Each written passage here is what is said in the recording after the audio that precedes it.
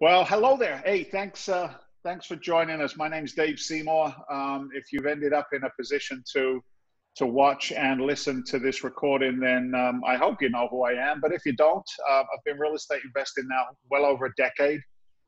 Started my career very simply, a little bit of wholesale transactions, single family homes.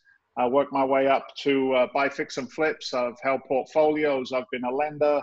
I've done huge deals. I've done small deals, and along the way, I've bandied together with some pretty powerful individuals. I was very blessed to have a hit TV show on A&E Network called Flipping Boston, where they followed me and my ex-partner around with a camera pointing where the sun don't shine, which was an interesting experience. But because of that, I got to attract some really powerful investors, and today I class them as friends as well. So look, I've been blessed to pin down the young man. I think you can see him on the screen. You should be able to. His name is John Dessauer. Johnny's in the Chicago market. There he is. Hey, John. Hi, good morning. Thanks for having me. Good morning, good afternoon, good evening. We never know. You're right, we never know. You're talking to my old man back in England, John. It's good evening, right? But John's in the Chicago market. I've known John probably, 10 years now, Johnny? Yeah, 10 years. John actually was very well entrenched with the banking industry when the kind of like the market crashed, and you were carrying portfolios of single families as well as 6, 12, even some bigger deals that you did in Chicago when the market tanked. That's where we first met. One of my best little deals ever. But let's do this, John. You introduce yourself to the folks that are listening to this, to the potential investors, and share a little bit about yourself, man. Otherwise, I'll take up all the oxygen in the room. You know me. Well, I'm also Dave's personal hairstylist. Thank you. Okay, that's not true. That's not true. No, you're not. So, I've been heavily involved in real estate investing for the majority of my adult career. And, I've bought multifamily units. It's been the main focus of my investing criteria. But I've, fix and flip, and we've worked with foreclosures and a lot of different asset types throughout my career. And one of the things that gets me most excited about talking about real estate is because I've lived it. I've lived the benefits of it providing for my family and really taking myself to the next level financially. So I've been able to do that over the last 20 years. I've got we have a brokerage that we deal with a lot of clients from all over not only in the country, but in the world, where they're looking for assets to by themselves. So, I have a rich history in that. So John, tell me a little bit about Anton and the management company, because that's a huge value add for me as a fund manager. Tell me, just break it down a little bit. We'll get into it more on this call, but talk about Anton. What does that look like? What kind of service does that give to individual investors as well as fund managers like myself? Yeah. So what's interesting is I once heard a story about Andrew Carnegie, or Carnegie, if you're in Carnegie. That's where you come from, yeah. And I heard a story about how he was originally involved in the telegraph business. And the telegraph business, if for those of you that know, or hopefully maybe some remember if they're that old, probably not. Probably not. They put telegraph lines along railroads, right? And then the railroads became part of Andrew. I'm going to say Andrew like he's my best friend, right? Yeah. Part of Andrew's business.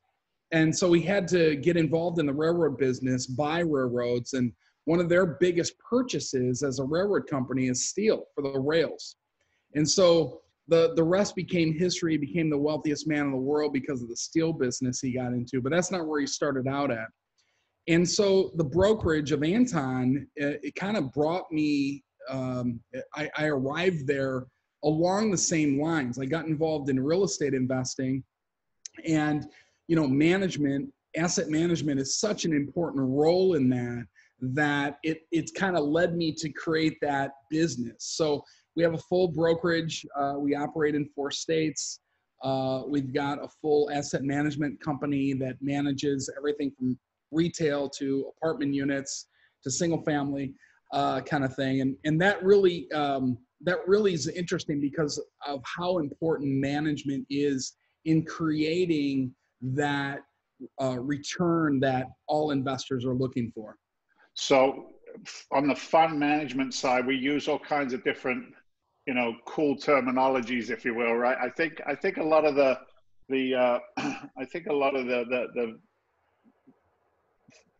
it's the words. It's like the acronyms for everything, right? So I think a lot of it is designed to confuse and keep, a lot of investors out of it. If you think about the financial industry and all the terminologies they use, but we use our own special language as well in the real estate world. And what John just described is what we call vertical integration. Okay. Am I right, John? Right? Yeah. Can you go vertically in your business? So if you are at the financial level as a fund manager, do you also have the ability to do competent acquisitions, right? It's okay moving money, but do you know how to buy it properly? And then once you're buying, what is your business plan? Because if you don't have a business plan in this world and you're just buying because it looks like a good deal, then you're out of business very quickly, and so is your reputation and the investors that join you. So vertical integration, the ability to raise the capital, deploy the capital, execute, right? Execute on the game plan, which is where John comes in as a professional asset manager, fund managing the assets. That would also include my other partner, Walter Novicki, had his own construction experience. So we primarily are in the Gulf Coast region. So it's okay to buy it if it needs work, but do you have the skill sets to fix it up, potentially raise the rents, lease up those apartments? So it's funny, man. We said before the call we're going to stay on point, and already we're off. So let's dial it back in. We got vertical integration. We got some good synergies between myself and John. Valuable team player, as I hope I am to you, brother. But let's go all the way back. Hey, dude, why real estate? What's so cool about real estate? I don't want to be a landlord. Are you kidding me? I watched Jerry Springer when it was on TV. I don't want any of those kind of tenants. Come on, take it away, brother. Why real estate? I think it's an interesting thing. People have so many choices as to what they can invest in. You can invest in companies. You can invest in precious metals. You can invest in, all these different things. But the real interesting thing that when I look at something is I look at the classic economic lesson of supply and demand. Yeah. And when I look at that, housing certainly falls into that mode. And during today's time frame, the demand for housing is probably greater than it's ever been before. And if you had to build a business off of a model that was going to give you the best chance of success, a model that would be a perfect fit for that would be one in which the demand is outpacing the supply. So why real estate? I think it goes back to that economic model where not only is supply dwindling, but it's not keeping up with demand. And when that happens, your price per unit goes up. So rents go up, the price of the individual unit, whether it's an apartment unit or even a single family house, goes up. And I see that trend continuing. That's why, my number one reason of why real estate, but that's also why I'm so bullish moving forward from here. We know, because we can look up the data anywhere, can't we? We can go online today, get all kinds of data. We know that the human population on our planet is going up. It's not going down. So that's the demand side. And then the supply side has got the deficit on it. So I love that, like that macro view of it. It's like, big picture, that's really what it is. I came into real estate, John, because, I had some financial challenges. We'll just leave it at that. I couldn't keep on, right? Trading time for money, old school. But I've heard a couple of different things, and I'd like your input on it. And I know I'm teeing these up to you, but it really is important. A guy said to me one time, you can either work for money or have money work for you, right? And then he prefaced it, and I found this important. And what he said was, it doesn't matter what your earning income is.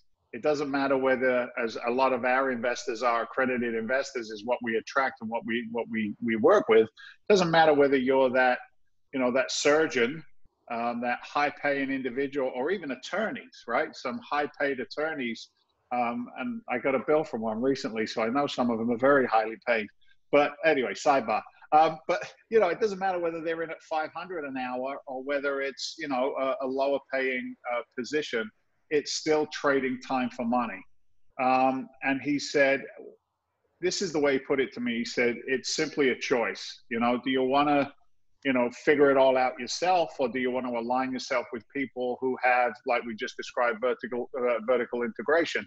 So work with me on that one, John. Share a little insight on that. Working for money or money working for you. There's no right or wrong. It's just, you know, somebody's DNA. What's your take on that, John? Because I know you've been a serial entrepreneur for a very long time. Yeah, it's an interesting thing about putting money to work for you, because it allows you, in this particular example, to buy something once and get paid over and over and over in many different ways. There's typically 4 ways that we get paid in real estate. That's probably the second reason why I think, you know, the question of why real estate, because you get paid in so many ways by it. And when I look at the ability, you know, most people finance their retirement through equity, through sweat equity. They go to work for a company for 40 years. And, you know, if you contribute to whatever the retirement plan is, typically 401k, maybe you get a company match there. You know, which is now it's now a 101k. It's not even true. It's gone down significantly, but most people finance their retirement through that.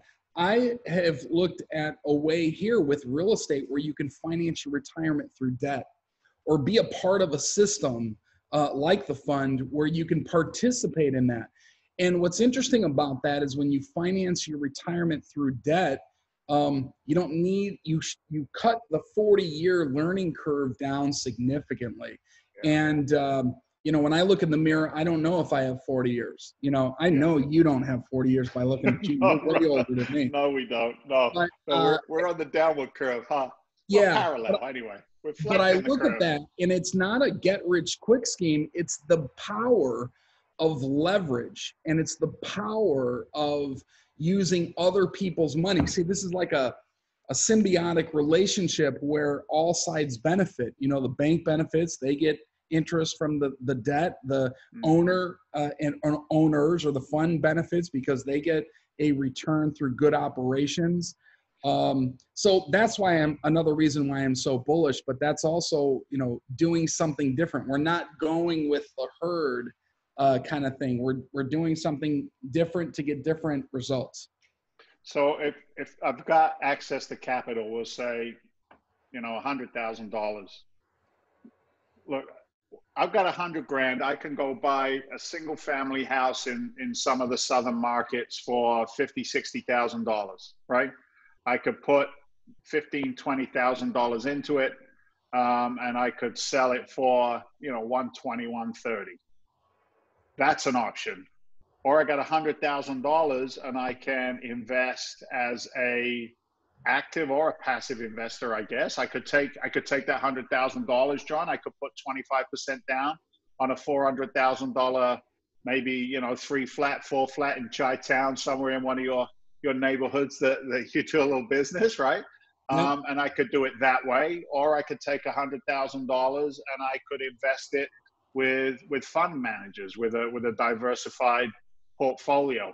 What do you see as the pros and cons of those three choices? So basically, why multifamily, John? Why do I want to play that guy?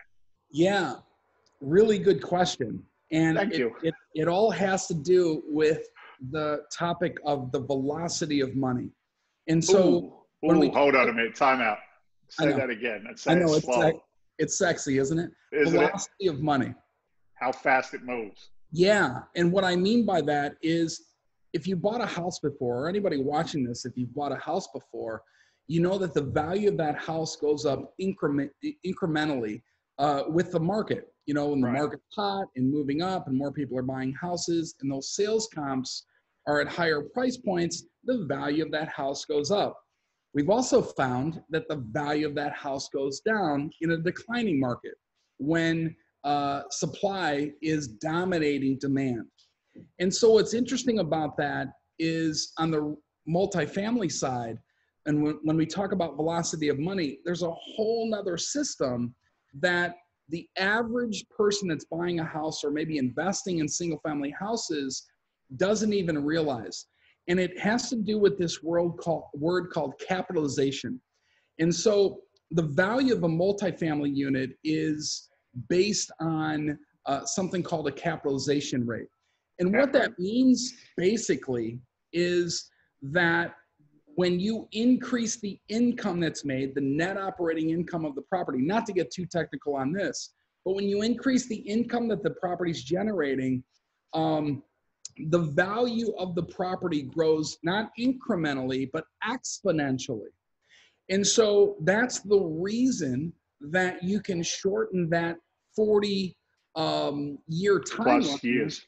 Yeah, and a lot of people don't realize that. That's one of the secrets, not all the secrets, but that's one of the secrets where you can make this thing happen financially just because you're playing in a different game. You're playing in an arena where the velocity of money is so much faster. It's the difference of, going from point A to point B and driving, an 18-wheeler there, or driving a Maserati. A Maserati there. It's that they're both vehicles, but one vehicle is going to get you there a lot faster. Yeah. Capitalization rates, it really is a secret sauce to the commercial world of multifamily, isn't it? I mean, to simplify and add to it a little bit, a friend of mine said to me, you will live and die by the NOI, the net operating income. What will you do with this multifamily asset to increase its income value? And you can do that two ways. You increase by upping rents, but you also, and here's where most people miss the mark, you can also increase value by decreasing expenses. And as a fund manager, we have proprietary formulas that we identify and we look for in assets. And when we see our numbers come into the crosshairs, if you will, if to use a hunting analogy, when those numbers line up, we know that it's time to pull the trigger. Dry powder will win the game. He who can pull the trigger and get something under contract with these proprietary formulas, then, I know and it's unlike Donkey Kong to bring it into a different realm altogether. Can I add one thing to that? Yeah, of course. So you hit the nail on the head. Increasing the income and decreasing expenses are a way to increase your NOI for sure. There's another way though, and that's why I think business is one of the components of success is timing. We think about the timing right now of everything's going on. People always need a place to live, but they don't always need a place to work. Matter of fact, they work from home. And I think that trend is going to continue kind of thing. I think that's actually going to make commercial residential, i.e. multifamily units, more valuable in the long run because the demand is going to be that much more increased for housing because that's where they're also working. And so what we're going to see is in that particular asset class, maybe not in other asset classes like retail, office, things like that, but in multifamily, you're going to see a continued cap rate that's strong, a compressing cap rate. And, we don't have to go fully into that, but that's another reason, timing is so important for this, this stage and what we're involved in. It's why it makes sense for multifamily right now. Yeah, without doing a deep dive, I'll just give you a little door opener. Had a meeting with some of our team recently, and we started identifying assets not only that look good from the residential standpoint, good square footage, good quality home, good service, good community, like a really nice asset.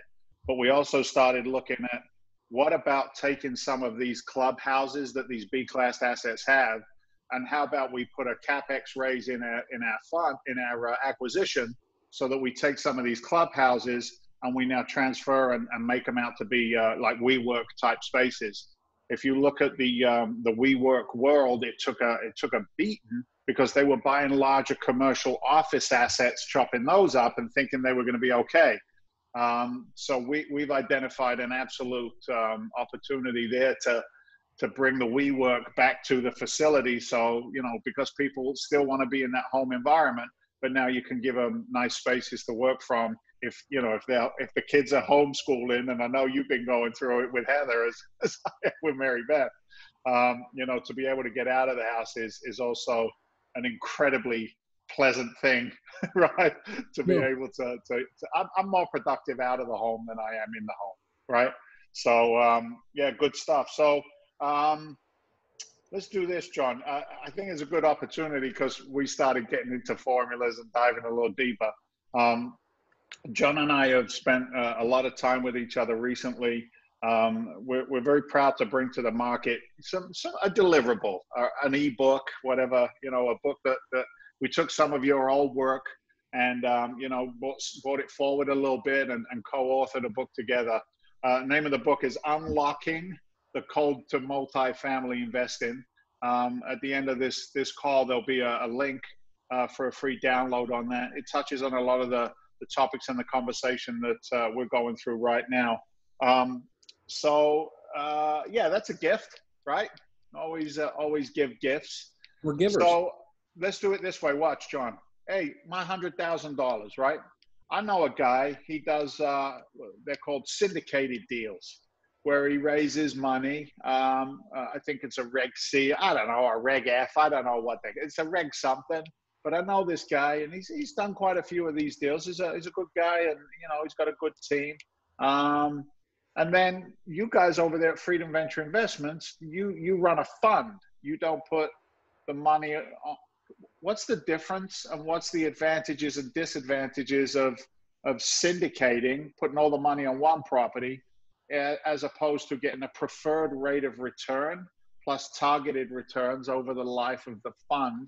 What's the advantage of a fund, John? And why would I want to entertain something like that, brother? Well, I think it comes down to one word, and that word is diversify.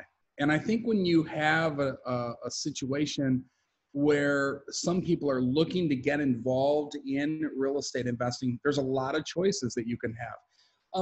The thing that makes syndication a good, viable avenue for some people is that it gives them the opportunity to invest in a larger project if they don't necessarily have the financial resources to buy that themselves. So it's a way to participate in the game. The negative, and I think people have found this out or over the last few months or several months. Yeah, they have. World events going on, is that sometimes when you put all of your eggs in one basket and the basket is destroyed, or severely hurt, then you don't have the returns or the distributions that you're looking for with that scenario. So if you bring in the comparison between that and a fund, the fund has the ability to diversify the involved in one asset in one location and one asset class, like Hey, John, time out. That was really good, dude. And I lost a little bit of your signal right there. I think it's on my end, but go back in again and talk about why what your thoughts are around, a fund comparison to maybe being invested purely in retail right now, which could be a pretty painful experience for an investor. Hit that again, man. Okay. So, when you take an asset class like retail, for instance, and we've had the events that have unfolded for COVID-19, for instance, right. We have all these social distancing and the economy shutting down. Again, people always need a place to live. They don't necessarily need a place to work. And we've proven that during these times. And so if you were in a syndication that just was a retail center, or matter of fact, a fund that just did retail projects, and you're going to be in trouble based on the events that have happened, or maybe severely challenged. Maybe maybe altogether, maybe just a little bit, but you're going to have some challenges there. I think with this particular direction, it's about diversifying and going towards the thing that is going to play into that supply and demand model. Right now, the supply is overwhelming the demand for retail. I think you're starting to also see that on the office front as well. But when you look at housing and residential housing by way of multifamily units, it's the exact reverse. I don't see anything on the horizon that would be stopping that or slowing that within reason that it is going to be a major change. So I think that that would be a benefit to look at a fund that participates in that. Plus you get the diversification of many projects as opposed to being invested in just one with a syndication. Yeah, I think you hit it, John. We don't have to go to an office. And let's just be frank, we don't have to go to the mall. Now, I know, I was following the numbers and, it was a huge uptick in retail sales in the past. I think it was in the past week. And I get that. I get it. But the challenge is this, is that a lot of these acquisitions pre-COVID, and, let's talk about it if I'm off point, but my view, my education, my paying attention to what's going on around me, the basics, a lot of these acquisitions pre-COVID were tight. If there's ever a time that people were exposed due to, speculative type investing, it was pre-COVID. Guys like you and I have had conversations online, offline. Some of our other board members have had these conversations as well, is the fact that, the fundamentals seem to have taken a walk, like they took off somewhere, like, the things that were getting taken down at the prices and the cap rates they were being purchased at just didn't seem to make sense to us. And, working on fundamentals, knowing that you can push, right, NOI, you can force appreciation through two things: preserving capital, number one, and then velocity of capital, like you said, number two. We take those two and we line them up side by side. Number one, never lose the money. Number two, go back to number one. It goes on and on, right? But fundamentals take over in these times of chaos and crisis. What do you see cap rates doing post-COVID? Do you see, because we talk about the buying opportunities that are coming. For me personally, our fund is focusing on 60 to 150 units. A lot of the competitors out there, the big boys as we call them, they focus on 250 unit apartment complexes and bigger. I've had a couple of conversations this week and I'm like, just give me the stuff that you don't want. I'll take the crumbs, because I can absolutely work the numbers a lot faster on a 60 to a 120 unit than I can trying to drive the Titanic. You know what I mean?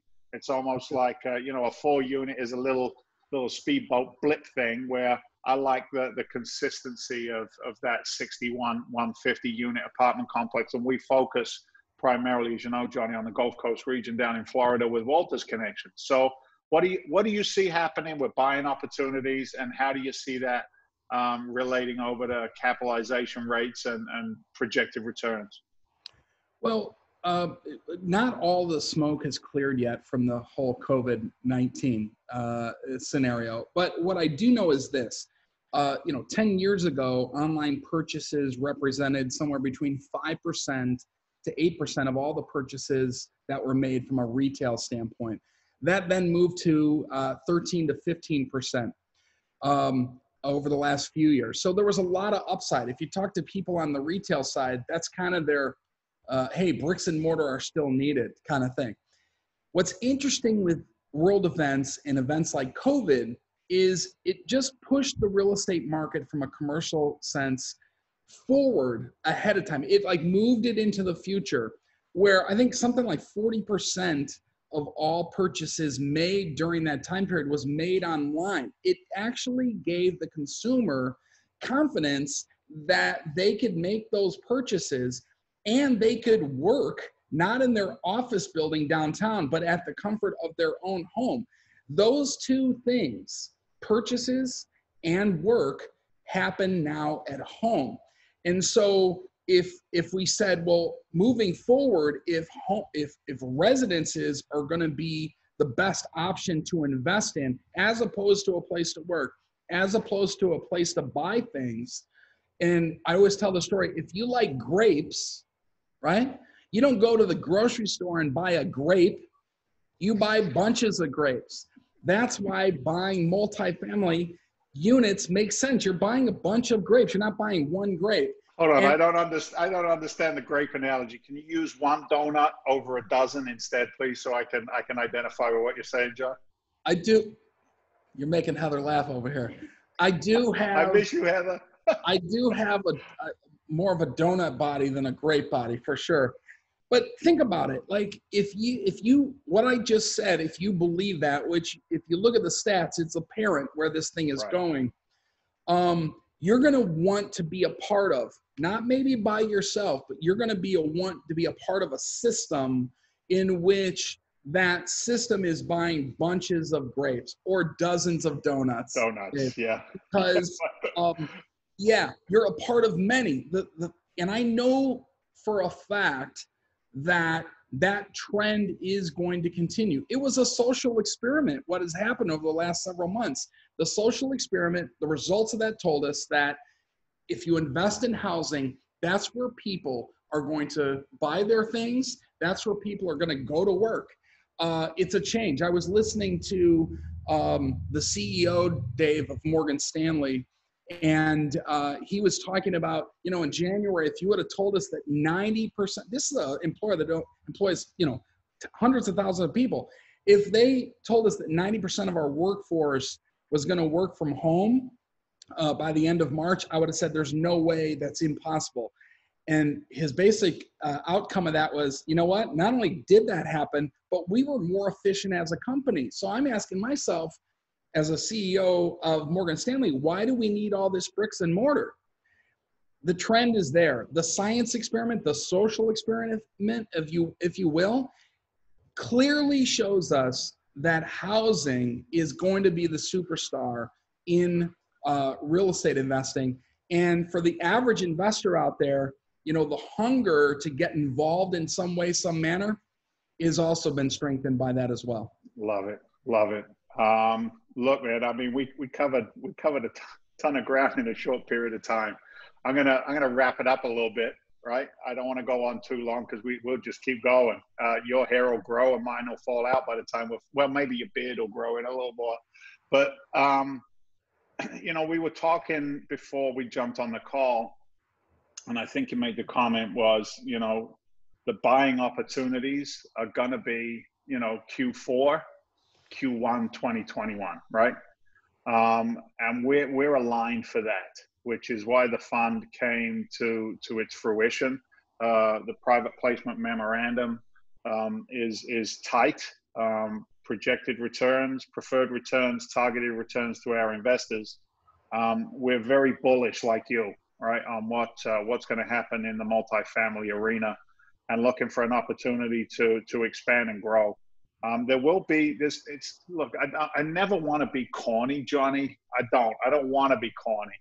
But, when everybody is greedy, be fearful. And when everybody is fearful, be greedy. And, people have asked me personally, what have you been doing? Where are you? You've gone all quiet. Did you quit? Did you retire? Did you move to Bora Bora or whatever? And it's never a case of that. It's a case of really taking an honest look at the lay of the land and then strategizing the best way possible. And that's exactly what the fund is here for. That's why this team has been put together. Again, look, can an individual investor go buy a 6-unit property and do it all on their own? Of course they can, as long as they're ready for, Bobby in the toilet at 3 o'clock in the morning and repairs and maintenance. And some people love that, and that's fine. But then the educated investor who's already got their own daily routine going says, how can I put my capital to work with velocity? And that's why they align themselves with guys like us. it is a very exciting time. I know it's been an incredibly painful time financially, and also, socially. I mean, let's just be direct with it, right? We some crazy times going on right now. So it's all getting shaken up. And what falls out afterwards, well, that's for everybody to determine which side of the equation they're going to be on, 6 months, 8 months from now going forward. So, look, man, I really, really enjoyed writing the book with you. I think I can even share a little looky at the new cover. So there it is. I don't know if you can see it, John. You'll maybe see it on the recording, I think. Unlocking the code to multifamily investing with John Dessauer, Dave Seymour. There's a link on the site. You'll be able to get a free download for that. And then we'll reach out. We'll touch gloves with you. We'll take a look at where you are as an investor, where you want to go, and whether there's a nice fit between your investing strategies and ours, and a chance to hopefully get together as a team sooner rather than later. Get out to Chicago, come hang with you, and come up to Boston. Then we'll go to our offices down in Florida. We'll look at some more sticks and bricks, baby, and take it all down. Does that sound like a plan? I love it. Awesome. All right. John, thanks for your time, man. I appreciate it. Heather, if you can hear me, miss you. And we'll all talk real soon. Take care, man. Thanks for your time, Johnny. Thank you. See you, buddy.